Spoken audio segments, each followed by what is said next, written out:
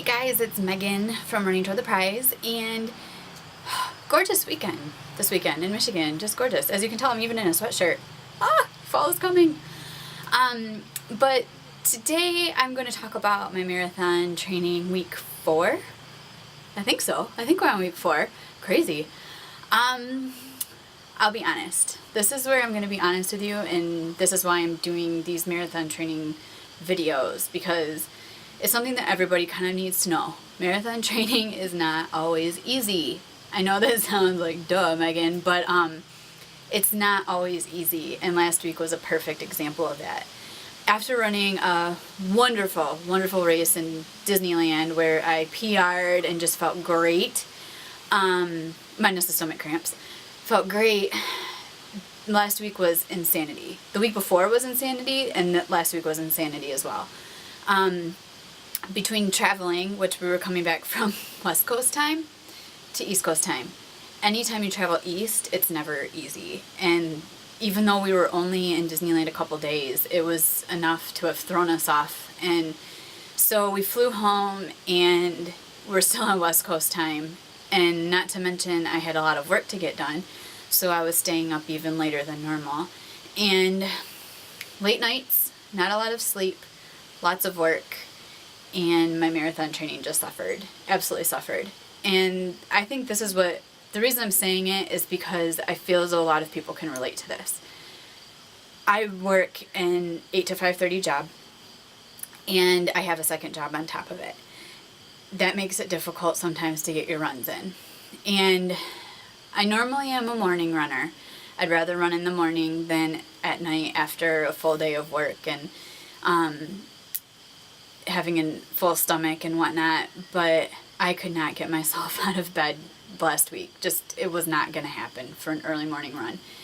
And then I came home, actually one afternoon, I came home and Bailey, I had come home after Bailey, and he came in the room and I am crashed out on the couch, just crashed. He said he should have taken a picture because it was like there was no waking me up. And so that's when... And that happened like midweek, and that's how I knew that my body just needed rest. And so even though I probably could have gotten a run in on Friday and definitely over the weekend, I just decided that my body was telling me to slow down. So I did not run since Sunday, from the race. And it's hard. There's a part of me that feels like I failed.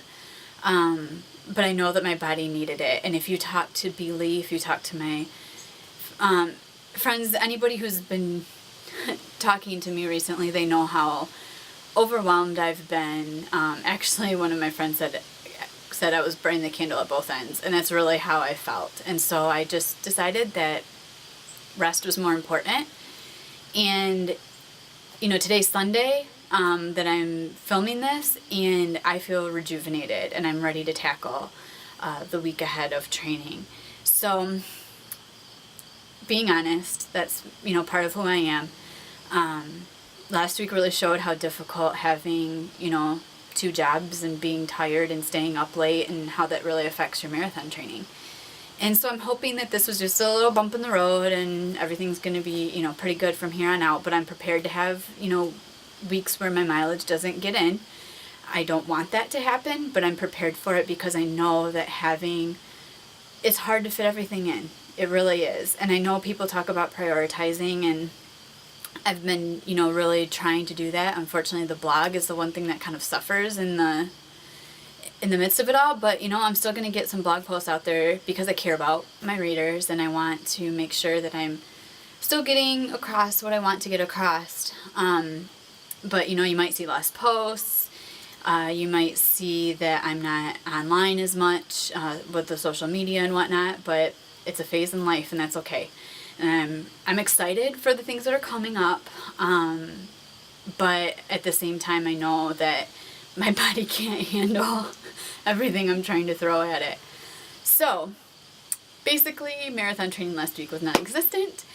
But I am ready to tackle next week, and I'm excited to see where it leads because I'm going to have fresh legs, and as you could see from my Disneyland half recap, I'm getting faster.